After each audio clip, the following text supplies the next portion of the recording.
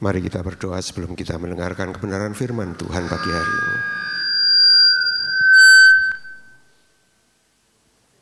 Bapa, kami mengucap syukur terima kasih atas kasih setiamu dalam kehidupan kami. Anugerahmu sungguh luar biasa dalam kehidupan kami. Hari demi hari kau selalu memberikan kesempatan kepada kami untuk datang di hadapan-Mu. Pagi hari ini Tuhan kami datang dengan hati seperti seorang murid yang mau diubahkan dalam kehidupan kami.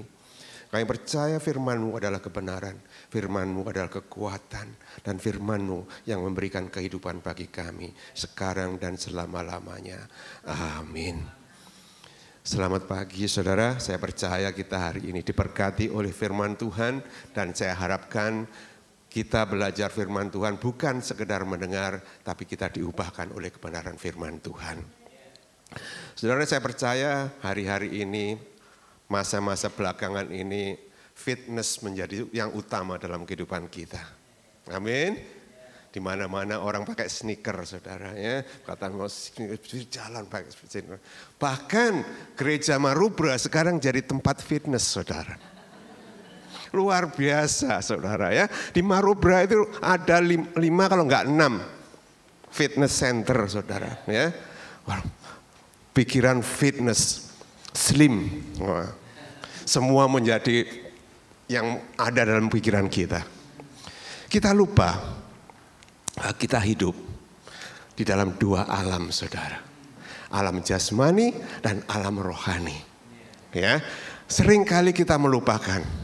Coba kita pikir saja, berapa waktu yang kita habiskan selama 1 minggu ini untuk jasmani dan berapa waktu yang kita habiskan untuk kerohanian kita. Paling-paling ya 10% atau cuma hari Minggu saja yang 1 jam di sini. Saudara, mari kita belajar yang mendasari kehidupan kita. Jadi ada jasmani dan rohani, saudara. Jadi ayat yang sangat menekan dalam hidup saya beberapa hari ini adalah 1 Timotius pasal 4 ayat 8. Ya, saudara. Latihan jasmani, latihan badani terbatas gunanya. Tetapi ibadah itu berguna dalam segala hal karena mengandung janji. Firman Tuhan katakan, baik untuk hidup yang sekarang ini dan hidup yang akan datang. Amin. Bahasa saya Inggris dari the message ya. Workout in the gymnasium are useful, but disciplined life in God is far more sure, making you fit both today and forever. Amin. Saya percaya kita nggak mau hidup sampai di sini aja. Setiap kita orang percaya mau hidup selama-lamanya bersama Yesus. Karena dari janji Tuhan. Karena apa yang kita ibadah ini adalah mengandung janji saudara. Ya, nanti kita melakukan lagi ibadah. Kata-kata ibadah itu yang sering kali kita sudah mulai artinya sudah mulai enggak seperti apa yang dimaksudkan ya. Ibadah itu sangat penting saudara. Jadi hari ini saya akan berkhotbah dalam judul hidup dalam pimpinan Roh Kudus ya. Kami percaya kita harus hidup di dalam pimpinan Roh Kudus. Ayat bacaan yang akan kita baca pagi hari ini dari surat Titus pasal yang ketiga dari ayat 5 sampai ayat yang ke-8. Pada waktu itu Dia, Tuhan Yesus, telah menyelamatkan kita, bukan karena perbuatan baik yang telah kita lakukan, tetapi karena rahmat-Nya, oleh pemandian kelahiran kembali dan oleh pembaharuan yang dikerjakan oleh Roh Kudus. Jadi Roh Kudus mengadakan pembaharuan. Jadi Roh Kudus ya, yang sudah dilimpahkan kepada kita oleh Yesus Kristus, Juru Selamat kita. Jadi Roh Kudus sudah dilimpahkan dalam setiap orang yang percaya oleh Yesus Kristus, Juru Selamat kita. Supaya kita semua ini sebagai orang yang dibenarkan oleh kasih karunia, berhak menerima hidup yang kekal sesuai dengan pengharapan kita. Perkataan ini benar, kata Paulus. Dan aku mau supaya engkau menguatkannya agar mereka yang sudah percaya kepada Allah sungguh-sungguh berusaha melakukan pekerjaan baik. Itulah yang baik dan berguna bagi manusia. Amin. Saudara, ada beberapa hal yang kita akan belajar pagi hari ini yang sangat mendasar, yang sering kita lupakan. Ketika Tuhan Yesus naik ke surga, dia lebih baik aku pergi supaya aku tinggalkan roh itu yang memimpin kamu. Saudara, Roh Kudus yang ada dalam kita sangat penting dalam kehidupan kita. Kalau Tuhan Yesus sudah menyelamatkan kita, langkah selanjutnya kita harus dipimpin oleh Roh Kudus. Amin, saudara. Seperti apa yang saya awalkan tadi, saudara. Saudara kalau ke gym punya personal instructor kan ya, private, jadi dilatih, ada orang yang ngelatih saudara, supaya kita fit. Nah, kalau rohani di mana? Siapa yang melatih? Saya nggak bisa melatih saudara 24 jam 7 hari, saudara. Pak Pendeta nggak bisa, pengkhotbah nggak bisa, tetapi Roh Kudus yang dipercayakan dalam hidup setiap kita akan memimpin kita, menuntun kita semua untuk menjadi serupa dengan gambarannya. Amin. Jadi saudara, sebenarnya kita ini sering kali dengar, jadi saudara, kita ini adalah ciptaan baru, yang lama masih ada di dalam hidup kita. Coba lihat apa yang baru dari saudara minggu lalu sama sekarang. Ada perbedaan? Enggak pernah ada, karena kita enggak fokus kepada pembentukan kerohanian kita. Kalau kita melatih hanya jasmani, sementara habis saudara. Habis di liang kubur. Tetapi firman Tuhan katakan, ibadah itu berguna buat jasmani dan rohani yang sekarang dan yang akan datang, firman Tuhan katakan. Jadi kalau latihan rohani itu ada pepatah, sekali tepuk dua nyawa saudara ya. Jadi kalau kita latihan rohani saudara, ibadah itu berarti kita juga melatih jasmani kita.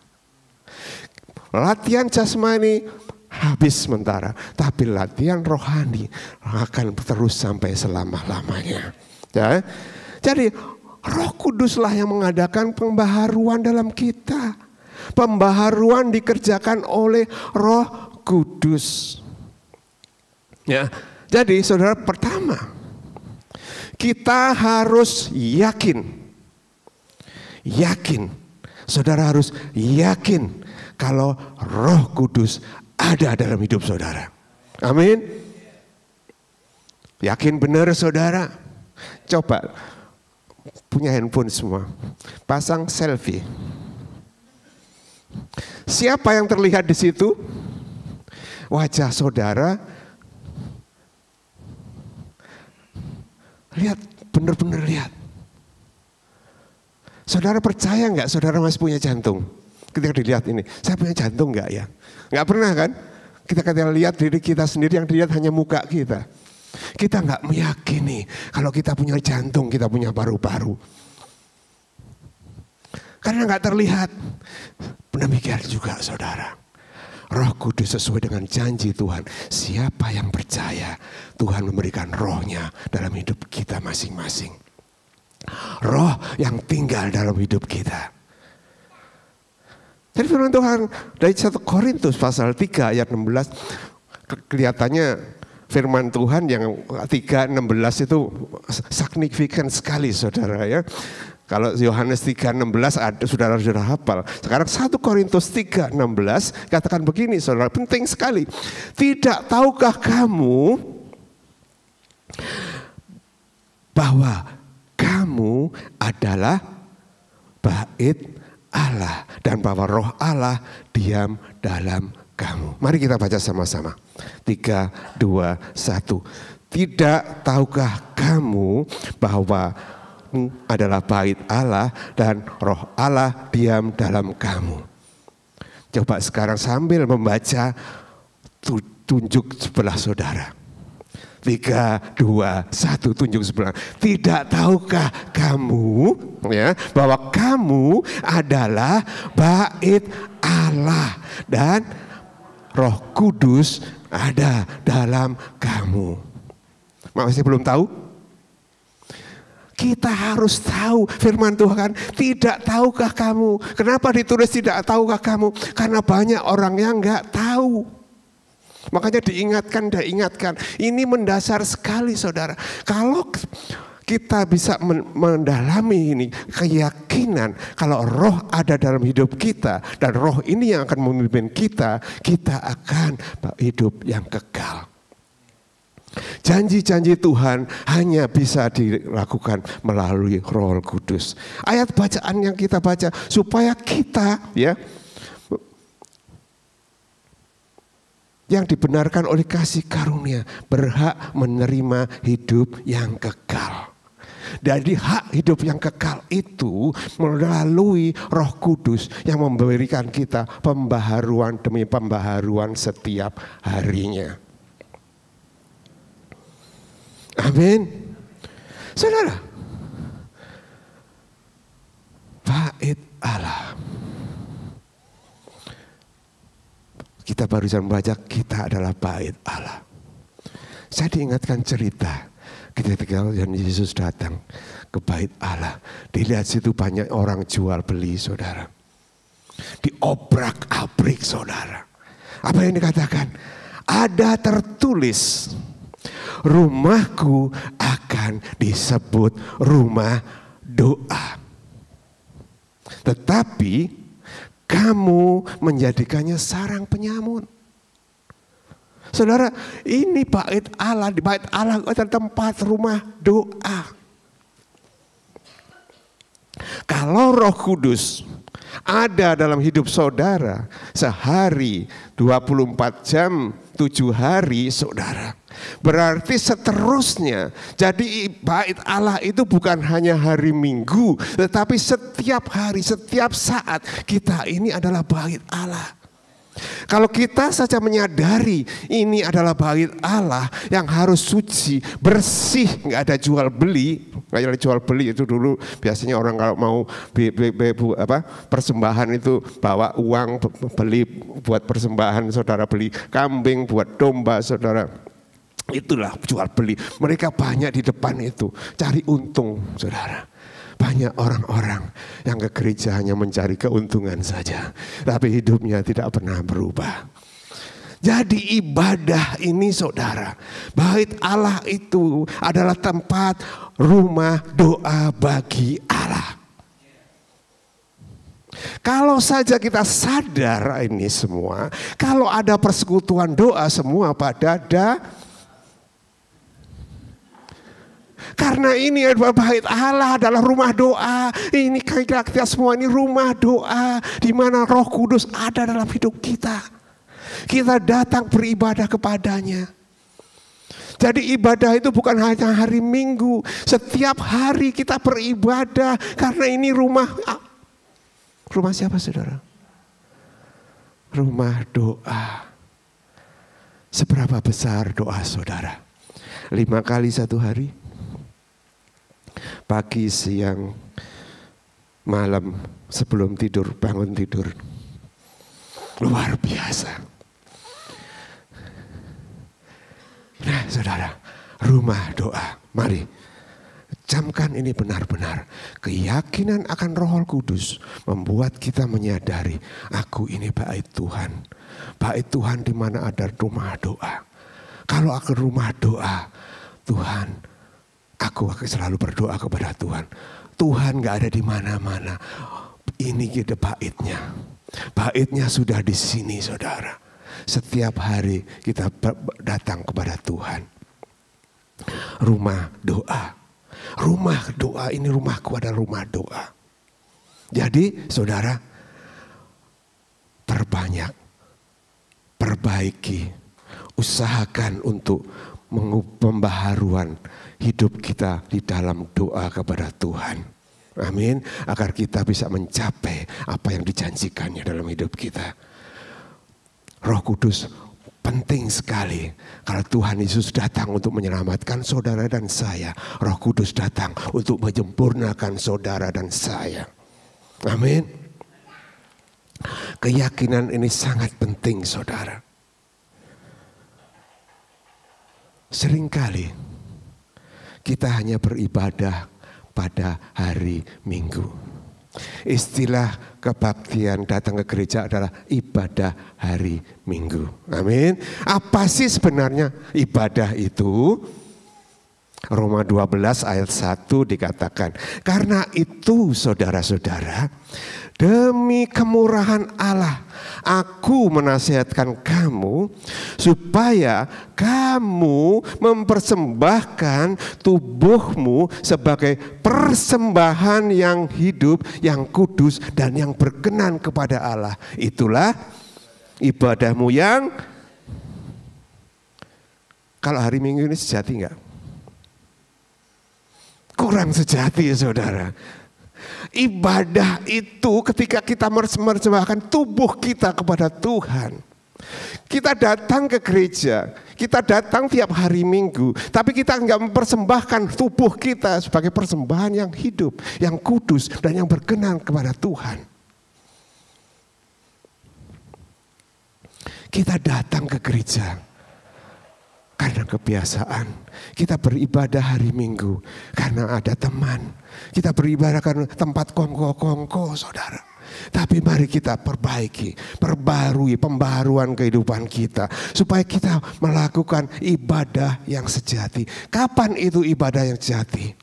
7 hari 24 jam kita bisa melakukan ibadah sehati di hadapan Tuhan. Ketika kita dalam pencobaan, kita mengalami kesusahan, Tuhan, ini aku, bentuk aku menjadi serupa dengan gambaranmu. Ini aku, Tuhan. Kenapa, saudara, kita nggak pernah lepas dari pencobaan, persoalan dalam kehidupan kita? Karena Tuhan sedang mengajar melalui Roh Kudusnya supaya kita datang beribadah kepadanya setiap hari, 24 jam, 7 hari, saudara. Beribadah, berikan hidupmu untuk diubahkan oleh Roh Kudus. Karena pada akhirnya, saudara, kita semua akan dijadikan serupa dengan gambarannya. Amin. Kembali lagi kalau kita selfie, saya lihat di muka saya, rambut sudah botak. Pernah saya membayangkan, Roh Kudus ada di mana ya? Nggak ada, saudara. Roh Kudus ada di dalam hati kita. Sesuai dengan iman kepercayaan kita. Dengan firman adalah firman kebenaran. Firman itu yang membuat kita percaya Roh Kudus ada dalam hidup saya. Saudara, setiap hari saya lakukan ketika saya ke kamar mandi. Di hadapan kaca saya, Roh Kudus ada dalam hidup saya. Tunjuk saya kepala sendiri. Supaya mengingatkan saya. Manusia suka lupa, saudara. Dengan problem lupa kalau Roh Tuhan ada dalam hidup kita. Kalau kita sadar, gak mungkin kita maki-maki orang, gak mungkin kita bentak-bentak orang, gak mungkin kita bicara yang jelek tentang orang lain. Karena kita tahu kita mau mempersembahkan yang kudus, yang baik dan berkenan di hadapan Tuhan. Itulah ibadah kita.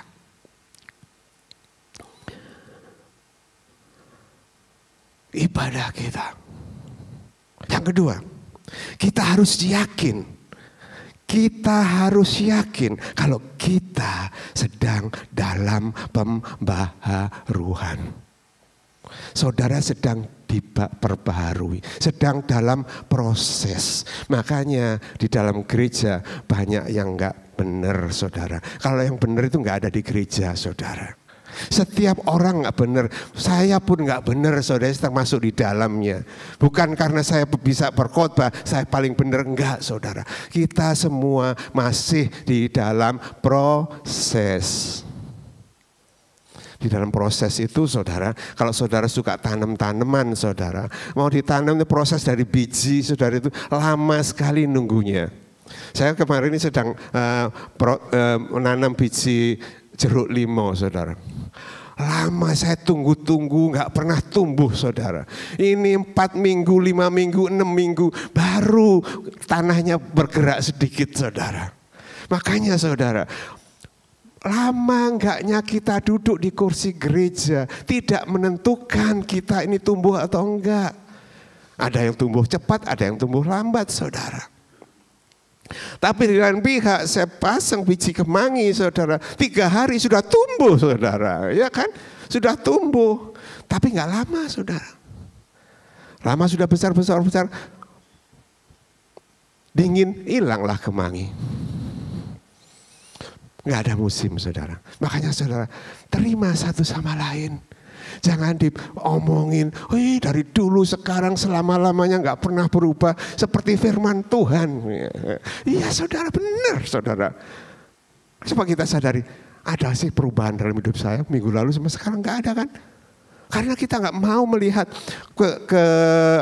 perubahan dalam rohani kita. Kalau saja ke gym saudara, kita lihat, ini otot sudah mulai gede nih. Nafas sudah mulai banyak karena saya jalan tiap hari. Saudara, kita lihat itu, tapi kita nggak pernah memperhatikan bagaimana kehidupan kerohanian kita. Kehidupan kerohanian kita bisa dilihat dengan cara kita berdoa, cara kita beribadah. Jadi mulai sekarang ibadahnya hari apa saudara? Setiap hari, setiap saat kita beribadah kepada Tuhan. Kenapa saudara? Karena Tuhan ada dalam hidup kita.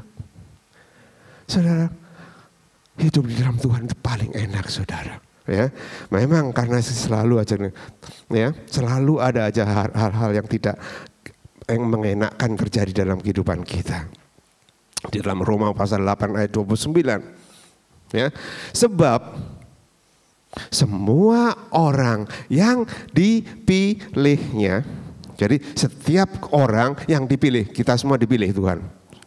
Nggak ada yang terlewatkan. Setiap kita yang duduk hari ini dan yang mendengarkan di dalam YouTube dipilih oleh Tuhan, bukan orang lain, tapi Tuhan sendiri yang memilih saudara dan saya dari semula. Mereka juga ditentukan untuk menjadi serupa dengan gambaran anaknya. Supaya anaknya itu menjadi yang sulung di antara banyak saudara.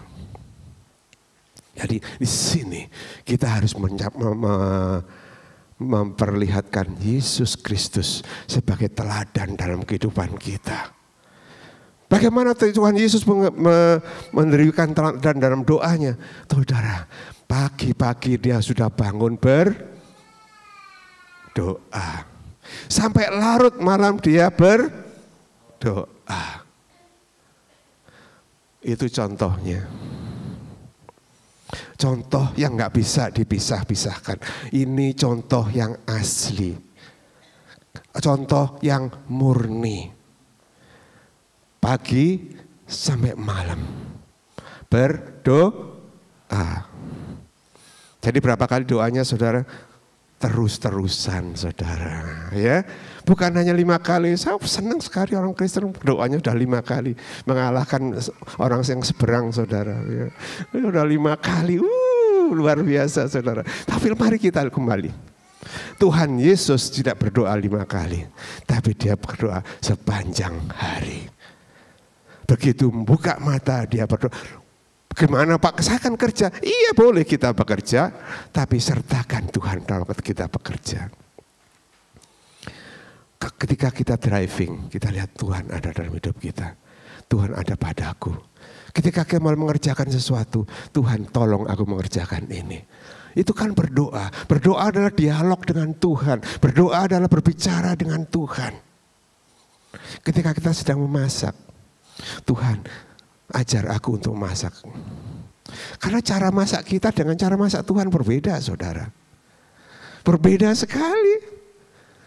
Cara, ya makanya saudara, kalau kita pergi restoran, Tuhan ajar aku untuk menghargai orang yang masak di sini. Tetapi banyak dari kita masuk restoran gak cocok, langsung ini gak enak, gak suka, jangan pergi ke situ. Ya ampun saudara, lidah kita ini adalah lidah karena kita dididik mulai dari kecil.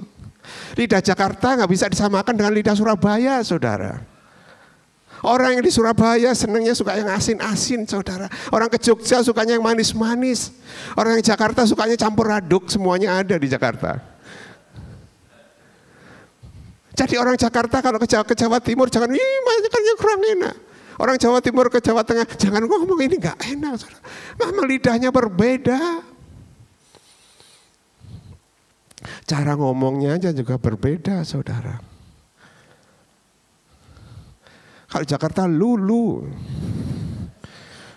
Surabaya kon gimana? Berbeda saudara. Kayak ke Jogja, jenengan tindak pundi, tangannya masih begini. Beda. Tapi kita sama dipilih oleh Tuhan menjadi serupa dengan gambarannya. Kita sudah terlalu sering saudara dibawa oleh adat-adat lama kita. Kita gak pernah meninggalkan adat lama kita menjadi adat baru. Yang baik boleh, adat yang baru yang bagaimana? Adat yang baru adalah seperti Kristus Yesus. Di dalam doa, setiap hari berdoa, setiap menit kita berdoa, berhubungan kontrol dengan Tuhan. Amin. Itulah hidup kita. Berapa kali saudara dengarkan khotbah-khotbah? Selama setahun ini saja sudah 52 kali. Melalui khotbah-khotbah itu ada perubahan? Enggak. Kita hanya masuk di sini, tinggal di sini. Masuk sini, tinggal sini 52. Tangan yang dulu nampar masih tetap nampar. Mulut yang suka ngumpat-ngumpat malah tetap aja ngumpat-ngumpat. Gak ada perubahan. Kenapa? Karena kita gak sadar kalau roh Tuhan ada dalam hidup kita. Roh Tuhan sedang mengadakan pembaharuan dalam hidup kita. Dua kesadaran yang harus kita miliki saudara. Kalau saudara mau hidup kekal, sadari Yesus mengirimkan Roh Kudus buat saudara dan saya untuk mengubah dan mengubah.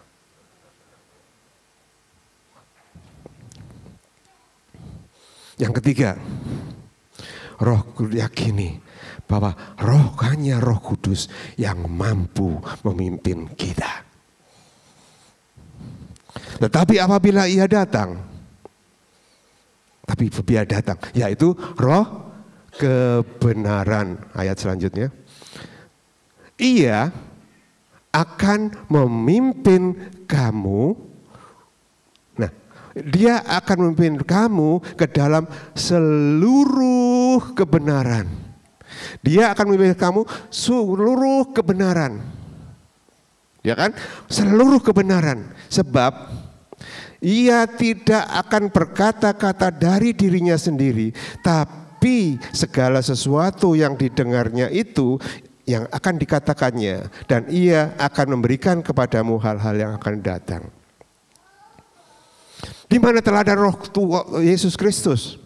Dia berkata, aku tidak berkata-kata dariku. Aku tidak melakukan ini kalau tidak Bapa yang menyuruh aku. Dari mana? Kebenaran firman. Firman yang tertulis ini saudara penting sekali. Makanya baca dan renungkan firman Tuhan. Kalau kita datang ke beribadah, gak salah. Saudara sudah datang, sudah setia, luar biasa. Tapi tambahkan sedikit, berubah sedikit saudara. Belok sedikit aja saudara ya. Jangan selalu aja duduk di kursi yang sama dari dulu sekarang selama-lamanya saudara ya.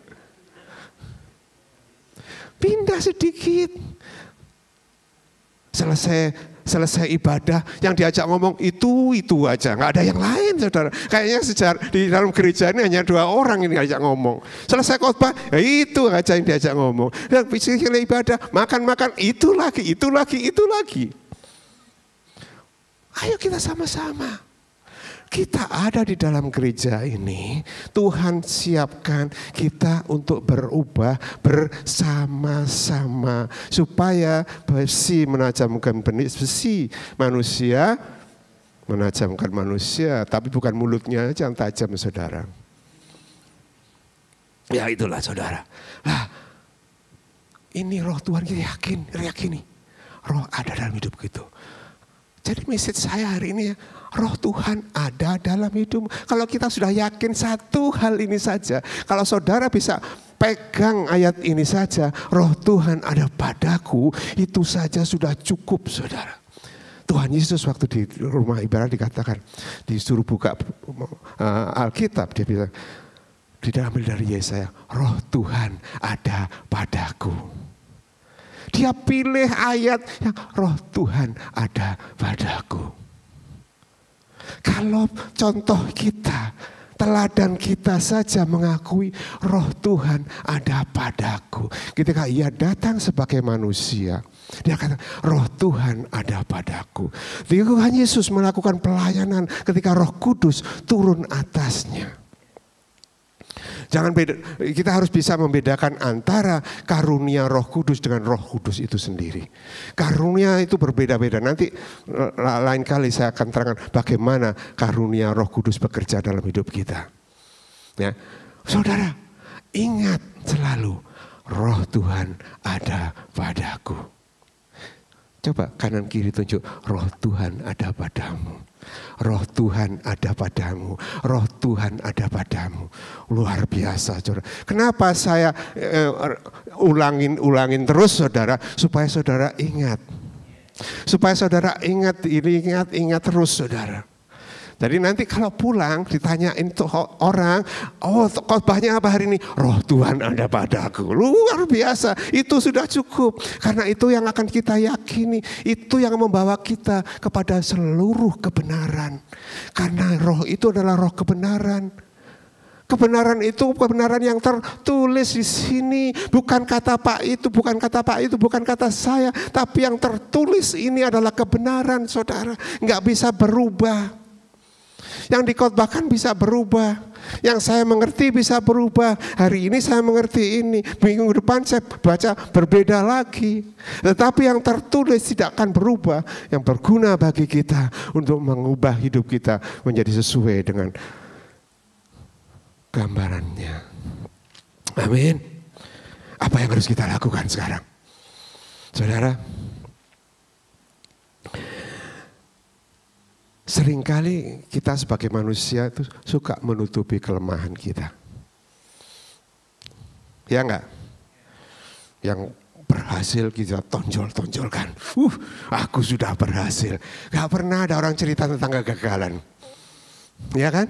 Gak pernah ada orang, aduh saya dicoba ini, saya gagal melangkah. Gak pernah.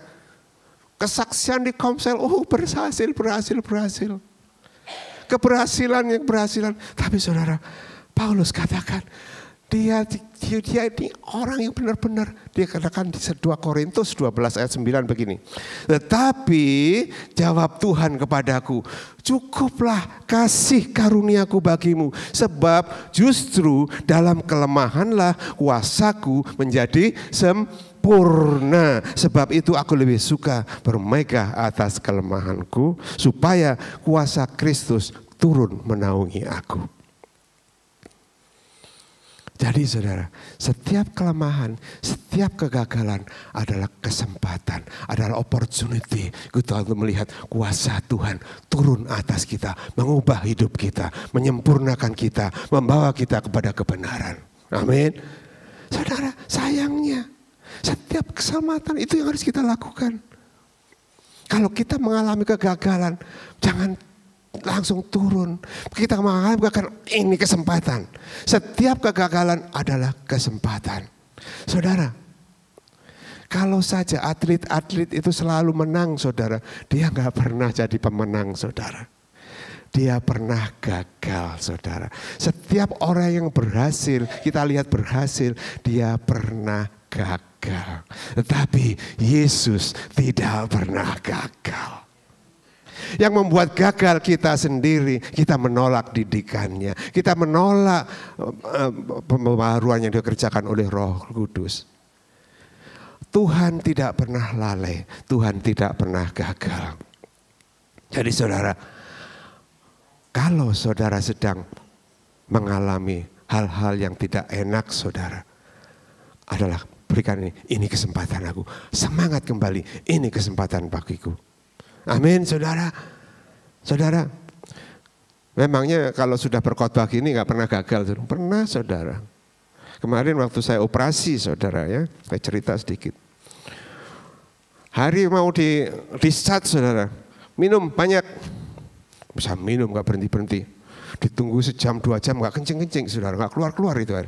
Mau dites ini flow through-nya, ini kok gak keluar-keluar, ini gimana ini? Wah bingung saudara, saya ingat Roh Tuhan ada padaku. Wah, saya berdoa kepada Tuhan. Habis itu saudara, enggak ditunggu 5 menit, 10 menit, langsung keluar yang ngetes, baru balik lagi. Ini mau lagi, datang lagi dia. Oh ini mau lagi, datang lagi dia. Cepat sekali saudara.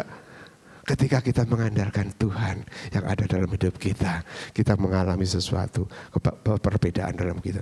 Ada pembaharuan dalam hidup kita. Jadi ketika sakit, saya bukan sakit karena lemah saudara, tapi di dalam kesakitan ini kesempatan bagi saya untuk melihat bahwa mujizat Tuhan, kesempatan bagi saya untuk melihat kemuliaan Tuhan disediakan bagi saya. Amin saudara. Saudara, ayat terakhir saudara, senang sekali saudara. Enggak dilagi-lagin lagi ya, enggak dikecoh-kecohin lagi saudara. Kita harus serius dengan hidup rohani ini. Kita harus serius untuk melakukan hal ini. Ya, ini ayat bacaan kita tadi dikatakan perkataan ini benar saudara. Perkataan ini benar saudara. Bukan abal-abal. Ini firman Tuhan yang tertulis, bukan saya yang bikin. Cek saudara punya ini. Perkataan ini benar. Benar saudara, ini benar ini. Benar, kok enggak benar nganggo benar saudara. Ini benar saudara, benar kata Tuhan. Aku mau supaya engkau dengan yakin menguatkannya. Jadi kebenaran ini meyakinkan kita, menguatkan kita. Ini benar, ini benar, ini benar. Ya, agar mereka yang sudah percaya kepada Allah sungguh-sungguh berusaha melakukan pekerjaan yang baik. Pekerjaan baik itu yang mana? Yang sopan santun? Bukan. Pekerjaan yang baik itu pekerjaan yang baik di hadapan Tuhan, yaitu melakukan kehendak Tuhan. Amin. Itu pekerjaan baik. Kalau pekerjaan baik kita melakukan di hadapan Tuhan, seringkali orang dunia itu menyeboh kita saudara. Kita ngomong God bless you, apa dikit-dikit God bless you. Sering pernah nggak saudara dicemooh gitu? Sehingga orang Kristen kalau di restoran, kalau berdoa, diam-diam saja saudara, makan, diam saja supaya nggak orang lain nggak dengar. Padahal di dalam restoran kesempatan bagi kita. Dalam nama Yesus, amin. Sudah kan? Kita mau doa itu seringkali kita dihantui dengan orang yang berdoa, waktu doa makan saja doanya setengah jam dulu saudara. Sampai makanannya sudah dingin baru amin saudara. Makanya kalau di dalam restoran kalau ada orang diajak, ayo kamu doa, bingung saudara. Kenapa? Karena kita nggak pernah berdoa. Pernah nggak saudara berdoa waktu minum? Nggak. Minum aja. Tapi kalau makan kita berdoa. Iya kan? Tahu nggak? Saudara minum itu minuman kadang-kadang bisa bikin saudara keselak loh. Saudara pernah keselak minuman nggak? Iya kan? Ya kenapa sekarang nggak berubah? Kenapa nggak berdoa kalau minum? Bangun pagi bernafas, lega. Terima kasih Tuhan, enggak? Luar biasa. Bangun tidurku terus mandi, sering lupa menggosok gigi. Saudara, 24 jam kita beribadah kepada Tuhan, bersyukur kepada Tuhan. bersyukur kepada Tuhan. Hendaklah perkataan Kristus diam dengan segala kekayaannya di antara kamu. Sehingga kamu dengan segala hikmat mengajar dan menegur seorang akan lain sambil menyanyikan mazmur dan puji-pujian dan nyanyian rohani.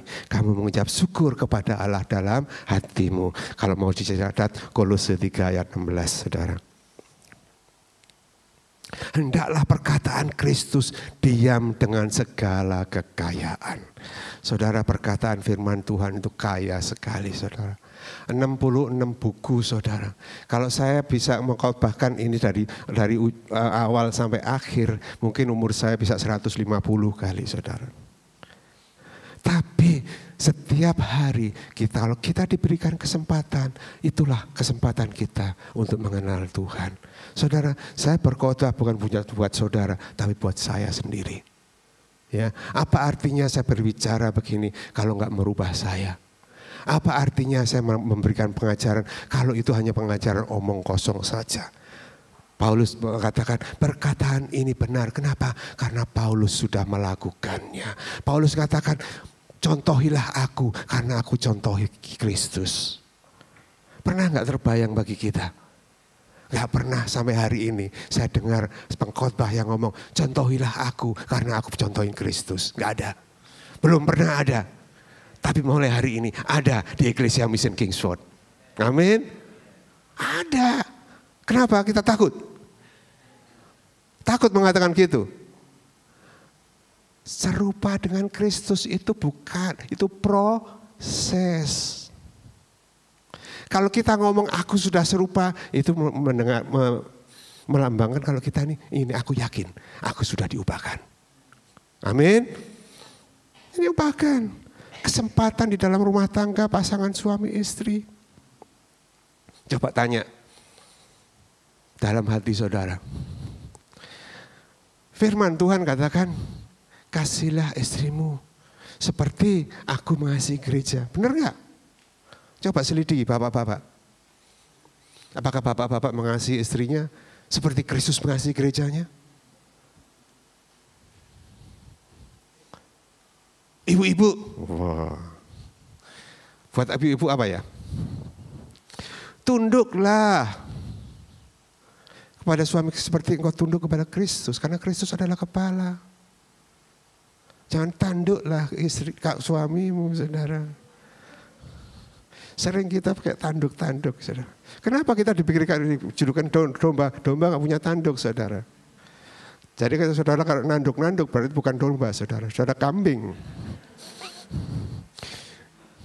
Di Padang nggak ada kambing, tapi kambiang.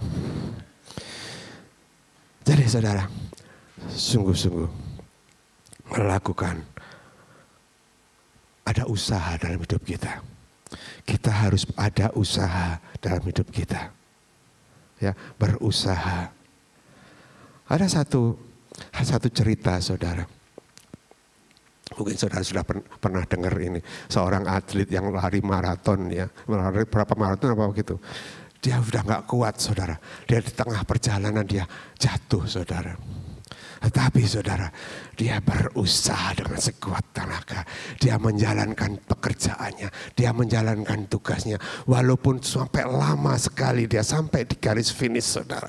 Dia tetap berjalan karena dia ada fokus. Di sana adalah titik akhirku. Di sanalah aku akan selesai menyelesaikan tugasku. Sama seperti saudara dan saya. Apapun yang terjadi dalam hidup kita tetap berjalan. Akhirnya tujuan kita sama seperti Kristus.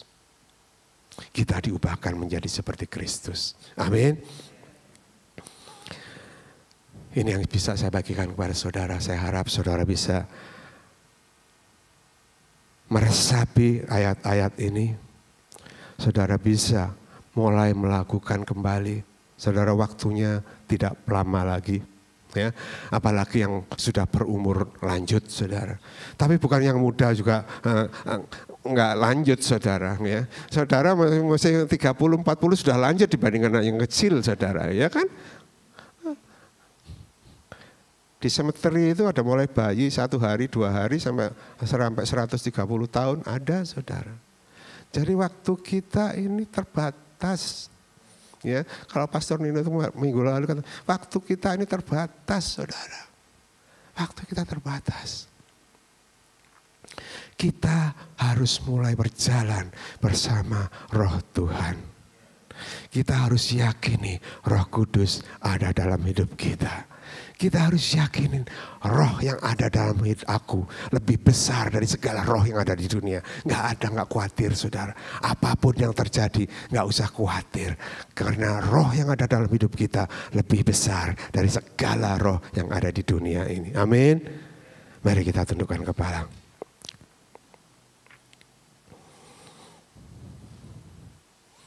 Bapak, kami ucap syukur, terima kasih pagi hari ini. Apa yang sudah kau lakukan dalam kehidupan kami sampai detik ini Tuhan. Ampuni kami Tuhan, seringkali kami lalai kalau Engkau Roh Kudus ada dalam hidup kami. Sesuai dengan janji-Mu, Engkau tidak pernah meninggalkan dan membiarkan. Engkau selalu ada dalam kehidupan kami. Engkau 24 jam 7 hari selalu ada dalam hidup kami. Bahkan Engkau menjadikan tubuh kami ini sebagai bait-Mu Tuhan. Tempat Engkau berdiam, tempat kami beribadah kepadamu Tuhan. Sucikan dan kuduskan kami Tuhan. Dengan apa yang sudah kami lakukan sebelum hari ini, sebelum mendengarkan kebenaran firman-Mu. Yakinkan Tuhan setiap hari bahwa Engkau Roh Kudus ada dalam hidup kami. Engkau Roh Tuhan yang membuat kami hidup sampai hari ini. Bapa, tilik setiap hati kami. Roh Kudus pimpin setiap daripada kami. Agar setiap hari kami berjalan di dalam kebenaran. Karena Roh-Mu adalah Roh kebenaran. Tidak ada orang yang benar selain dipimpin oleh Engkau Roh Kudus. Kami mau jadi orang yang benar Tuhan. Sesuai dengan firman-Mu. Jadikan rencana-Mu dalam hidup kami Tuhan. Satu persatu. Kuatkan kami Tuhan. Bapak, kami percaya kalau Roh-Mu ada dalam hidup kami. Roh yang penuh kuasa itu ada dalam hidup kami. Bapak, Engkau pernah berkata kepada murid-murid-Mu Tuhan.